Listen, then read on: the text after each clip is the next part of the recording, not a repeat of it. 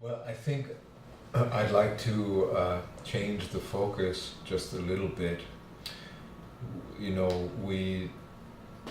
it's very important for the education of art and design students, the media of film and science fiction film. But in a way, film is an old media, and what we're really interested in is transmedia and in the question of creative coding. I think we need a new media, which is also an active media, and it's a combination of creating something as a practical project, as a designer, and also being involved with the importance of narrative, storytelling, and in a new way, non-linear narratives, because film and novels are classical linear narratives. So we want to look at computer games and the interactivity and the non-linear, non-conventional narrative of computer games, and also how can art and design students become coders.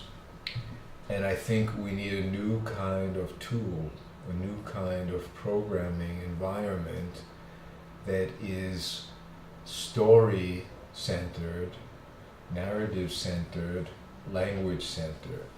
Because we know now that students, designers, should learn how to code. It's obvious to make design projects today, you have to be involved with code, with computer technology, with interactive media projects that you have to code.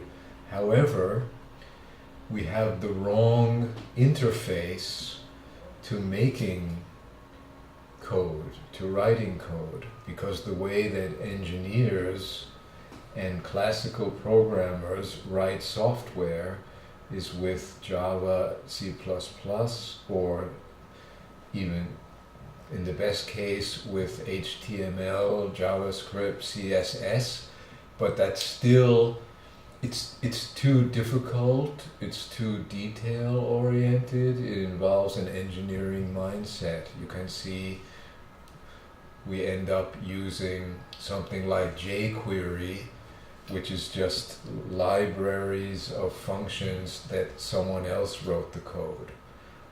Then we had a wave of visual-centered development tools like processing, which are very good, but they're very good at producing visual art, people who want to make visual intensive art.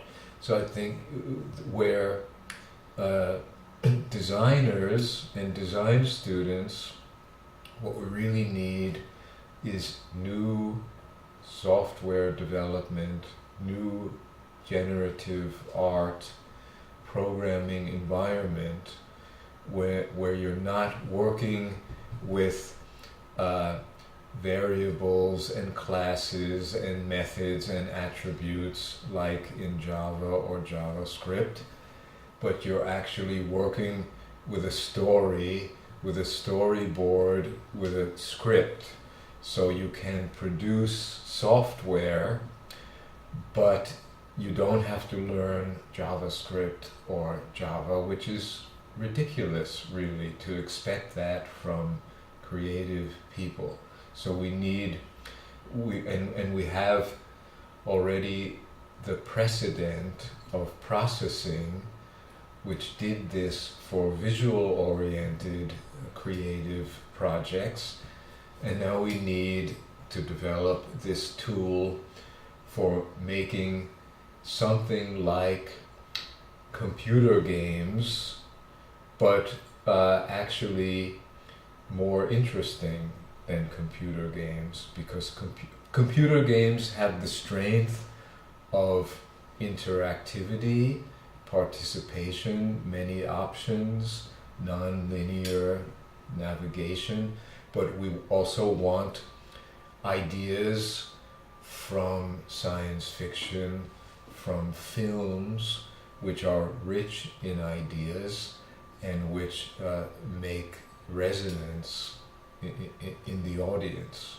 So I think the transdisciplinary is an intermedia project where we bring together the strength of film, which is a classical linear genre of media, but is rich in ideas, and the non-linearity of computer games, and makes something intermediate and have a new way of writing code through a story construction interface, which is about language.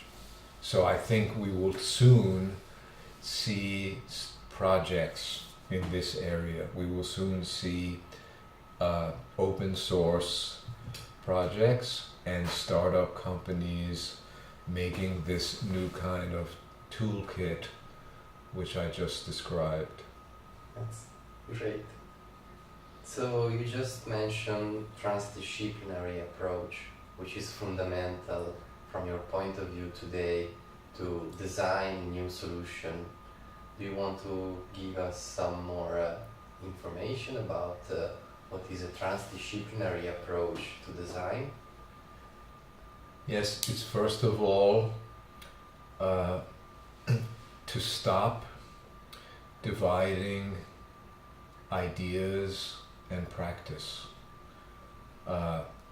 In our university educational system, these two things are completely separated. In the universities, we have professors teaching subjects like philosophy, art history, media theory, sociology, and that's supposedly for our general education. So if you a student learns philosophy, then they read Adorno or Kant, or, and it's for your education. But that doesn't really help. What we need is ideas taught in a hybrid way, hybrid of theory and practice, ideas which support the design students in the making of their projects, of their practical design projects. Then we have many professors teaching filmmaking or topography or creative coding, something practical but without much humanities knowledge. So we have to invent a new kind of design academy where the teaching is hybrid and it's on the border between theory and practice, and the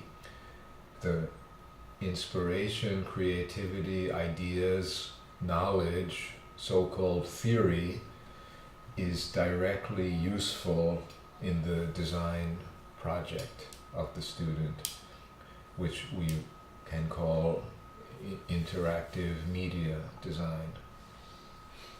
Which is actually what we are trying to do with our hybrid design lab called Swarm in the next month. Right, so the project of Swarm to create a new design academy in Milano should be inspired by this hybrid vision.